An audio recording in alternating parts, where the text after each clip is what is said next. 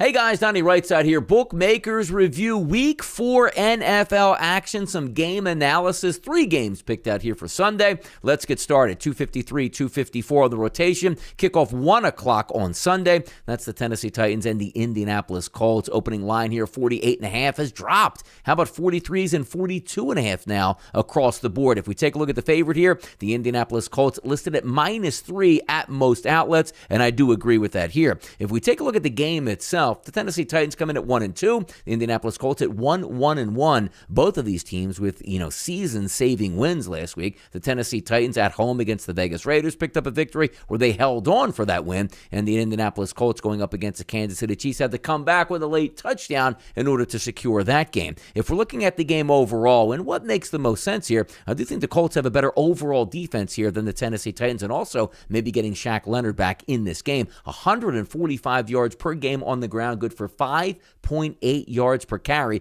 given up by the Tennessee Titans defense. That's devastating because Jonathan Taylor's going to have that horse going in this game to see if they can do some damage. Now, also, flip side, we know King Henry's a great running back in the NFL, but look at the Colts on the season.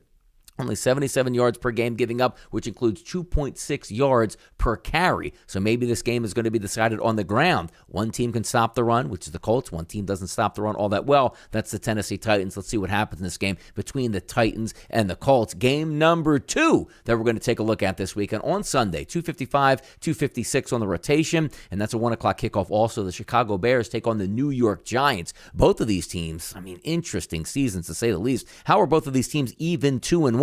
With the offensive outputs that they have? Justin Fields has been bad. Daniel Jones equally as bad.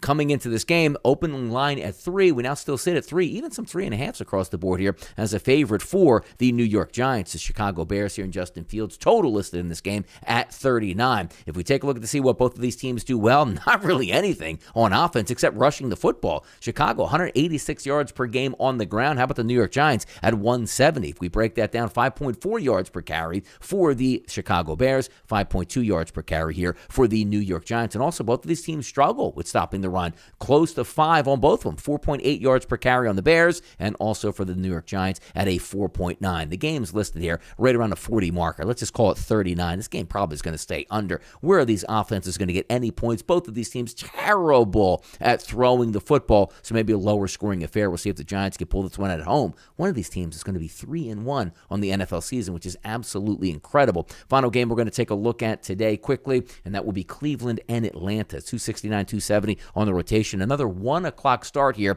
on Sunday. Jacoby Brissett and Marcus Mariota. Opening line listed at -3 as a favorite here towards the road team. The Cleveland Browns has now dropped to 1.5 and 2s across the board. If we take a look at the total, how about this one? Opened up around 43. Now we're seeing it closer to 50 at most outlets. So maybe we're anticipating some scoring in this game, and rightfully so. If we're looking at Atlanta, 156 yards on the ground per game, close to 200 yards in the air. Cleveland, $190 on the ground, close to 190 yards through the air passing. But also, if we're looking at defensive prognosis here for the Browns, they rely on the pass rush. They might be down Myles Garrett and Jadeveon Clowney for this weekend's game against those Falcons. The Falcons have been very scrappy under Arthur Smith, and also Marcus Mariota playing very well at the quarterback position. Maybe we do see some points down in the dome, but Atlanta should move the ball a little bit easier if Myles Garrett and Jadeveon Clowney don't suit up for this game on Sunday. I'm Donnie RightSide for Bookmakers Review. Hopefully this little analysis helped you out. And as always, good luck on those wagers.